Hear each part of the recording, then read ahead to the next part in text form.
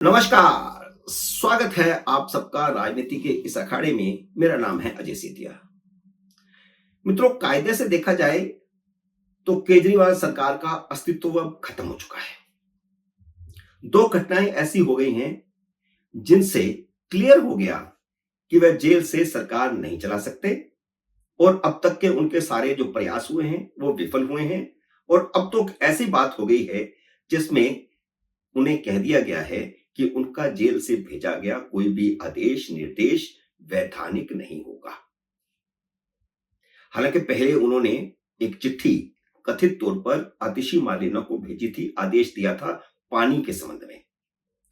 तब जेल प्रशासन ने इसकी जांच की थी और जांच करने के बाद यह पाया था कि कोई इस तरह की चिट्ठी नहीं गई थी। अब घटना यह हो गई कि 15 अगस्त को झंडा कौन फहराएगा। अरविंद केजरीवाल लगातार कोशिश करते रहे कि उनकी जमानत हो जाए ताकि 15 अगस्त को वह खुद जाकर के झंडा फहराएं। 5 अगस्त को दिल्ली हाई कोर्ट ने उनको जमानत देने से इनकार कर दिया तो उन्हें इस बात का एहसास हुआ कि वह झंडा नहीं फहरा सकते। तब 7 अगस्त को उन्होंने एलजी को एक चिट्ठी लिखी कि उनकी जगह पर आतिशी मार्लेना झंडा फहराएगी, वे अधिकृत करते हैं। अब यह चिट्ठी जेल प्रशासन के माध्यम से जानी थी। कोई ऐसे तो डाक है नहीं कि वहां डाक उसमें डाल दी डिब्बे में और वह चली जाएगी। तो जेल प्रशासन ने इस बात की पहले कानूनी राय ली कि मुख्यमंत्री के तौर पर जो कि जेल में है वह उपराज्यपाल को कोई आधिकारिक चिट्ठी लिख सकते हैं, जेल से ये नहीं लिख सकते। तो राय उनके उलट थी कि वह नहीं लिख सकते क्योंकि इससे पहले एक घटना हो चुकी थी, जैसा कि मैंने आपको बताया आतिशी मार्लेना के संबंध में जो उन्होंने चिट्ठी लिखी थी। तो जेल प्रशासन ने बाकायदा चिट्ठी नहीं भेजी राज्यपाल को, उपराज्यपाल को, बल्कि केजरीवाल को लिखित में चेतावनी दी कि वह इस तरह की हरकतें न करें जिसके कारण उनको खमियाजा भुगतना पड़ सकता है, क्योंकि जो सहूलतें उन्हें मिली हैं, जो प्रिविलेज उन्हें मिले हैं, वह वापस लिए जा सकते हैं। वह मुख्यमंत्री के तौर पर जेल से चिट्ठी नहीं लिख सकते। फिर उन्होंने एक दूसरा प्रयास किया। गोपाल राय जो सीनियर मंत्री हैं वो उन्हें मिलने आए थे। उनके माध्यम से उन्होंने सीधा सामान्य प्रशासन विभाग जो है दिल्ली सरकार का, उसको संदेश भेज दिया कि उनकी तरफ से आतिशी मार्लेना झंडा फहराएगी। गोपाल राय ने लिखित तौर पर सामान्य प्रशासन को भेज दिया कि ऐसा ऐसा मुख्यमंत्री का आदेश है। तो उसके बाद सारी जांच पड़ताल करने के बाद सामान्य प्रशासन ने गोपाल राय को चिट्ठी लिखी कि उनका कोई भी लिखित या जुबानी आदेश जेल से जो भेजा गया हो वह मान्य नहीं है, वह अवैधानिक है, वह गैर कानूनी है। और खास तौर पर 15 अगस्त को झंडा फहराने का जहां तक सवाल है तो वह एक सर्वोच्च व्यक्ति ही, उस पद पर बैठा हुआ व्यक्ति ही झंडा फहरा सकता है। इस संबंध में उन्होंने अब सरकार को लिख दिया है, यानी उपराज्यपाल को लिख दिया है कि वह क्या निर्देश देते हैं कि झंडा कौन फहराएगा। अरविंद केजरीवाल ने फिर अंतिम कोशिश की। वे फिर सुप्रीम कोर्ट में चले गए कि शायद उन्हें मनीष सिसोदिया को क्योंकि जमानत मिल गई है तो शायद उन्हें अब जमानत मिल जाए तो वह खुद ही जाकर के झंडा फहरा देंगे।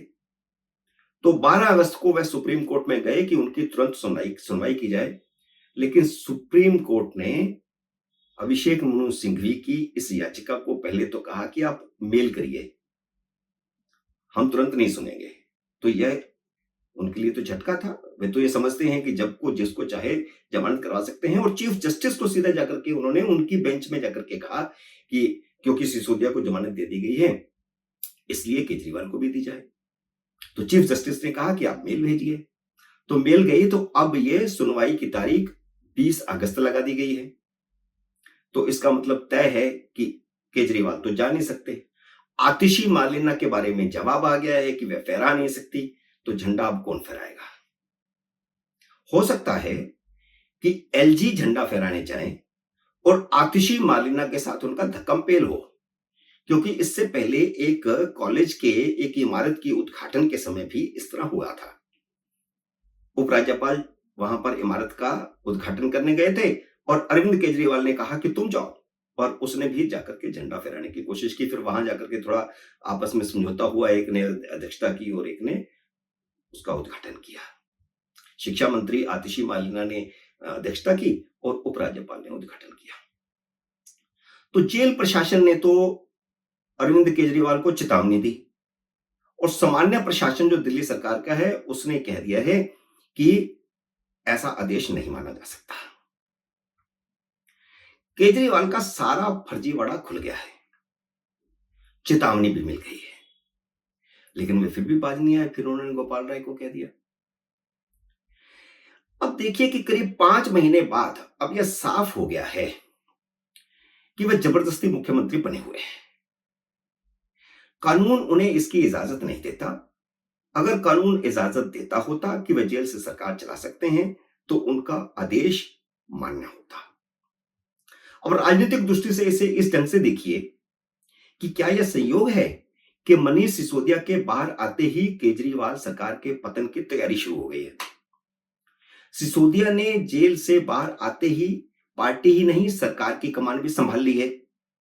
पूरी दिल्ली में पद यात्रा का ऐलान करके मुख्यमंत्री पद के जितने भी दावेदार थे उन सबको बर्फ में लगा दिया। मुख्यमंत्री के दावेदारों में आपको पता है कि सुनीता केजरीवाल भी है, आतिशी मार्लेना भी है।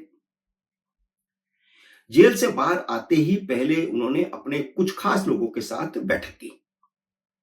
इस बैठक में सुनीता केजरीवाल को नहीं बुलाया गया। इस बैठक में केजरीवाल के खासुल खास संदीप पाठक को नहीं बुलाया गया, जो कि पार्टी का महासचिव भी है, केजरीवाल का करीबी है, सांसद भी है। हालांकि वह बिन बुलाए पहुंच गए थे। हो सकता है केजरीवाल का दूत बन के गए हों कि वहां पता चले कि क्या हो रहा है बैठक में।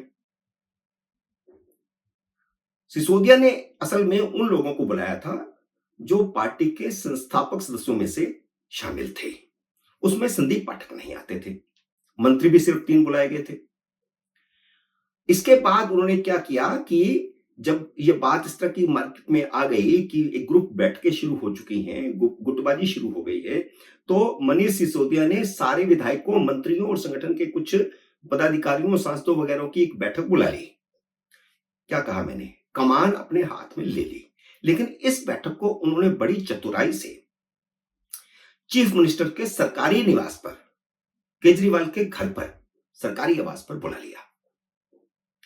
इस बैठक में कुछ मंत्रियों को बुलाया गया, कुछ मंत्रियों को नहीं बुलाया गया। एक मंत्री खासतौर पर, कुछ विधायकों को बुलाया गया, कुछ को नहीं बुलाया गया। और कुछ ऐसे भी विधायक थे जिनको बुलाया तो गया था, वे पहुंचे नहीं। जब बैठक शुरू हुई तो वहां एक मंच बना था जिस पर 7 कुर्सियां लगी थी। बीचों बीच मनीष सिसोदिया खुद बैठे थे मुख्यमंत्री की तरह। उनके अगल बगल में एक तरफ गोपाल राय थे, एक तरफ सुनीता थी, सुनीता केजरीवाल। बाकी जो 4 कुर्सियां बची उनमें 3 पर तो मंत्री थे, सौरभ भारद्वाज, आतिशी मार्लेना और इमरान हुसैन। जबकि 7वीं कुर्सी पर मंत्री कैलाश गहलोत को होना चाहिए था। कैलाश गहलोत 7वें मंत्री हैं, वो नहीं थे, वहां पर मौजूद नहीं थे। तो उनकी जगह पर संदीप पाठक बैठे थे। कैलाश गहलोत शायद मीटिंग में भी नहीं थे, उनको बुलाया ही नहीं गया था।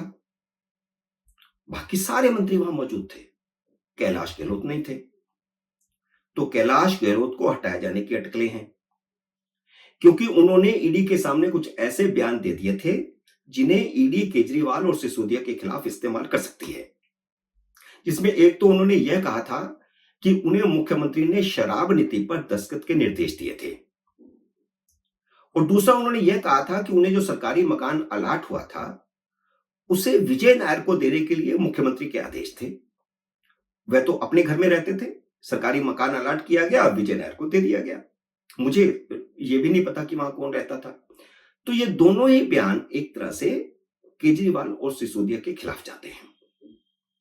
इसलिए कैलाश गहलोत की जगह पर 7वीं कुर्सी पर सांसद और केजरीवाल के वफादार संदीप पाठक को बिठाया गया था, जो सुनीता केजरीवाल के बगल में बैठे थे।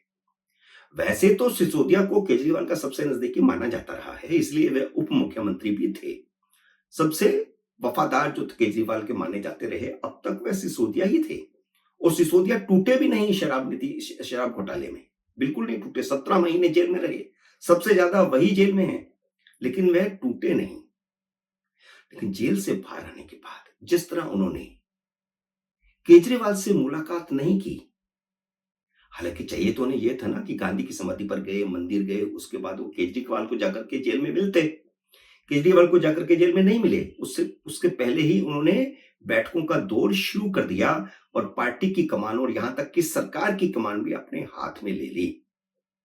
और जिससे इस तरह के संकेत मिलने शुरू हो गए हैं कि पार्टी के भीतर गुटबाजी उभर आई है। अब यह समय बताएगा कि नया दफ्तर पार्टी के लिए किस्मत वाला साबित होगा या नहीं होगा, कि कहीं मनहूस साबित हो जाए।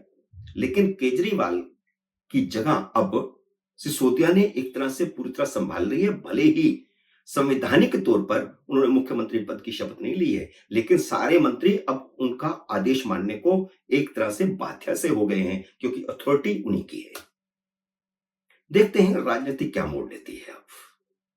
उम्मीद है मेरा ये वीडियो आपको पसंद आया होगा। इसे लाइक और शेयर कीजिए। अगर आपने मेरे YouTube चैनल को अब तक सब्सक्राइब नहीं किया तो कृपया सब्सक्राइब करके अपना आशीर्वाद दीजिए।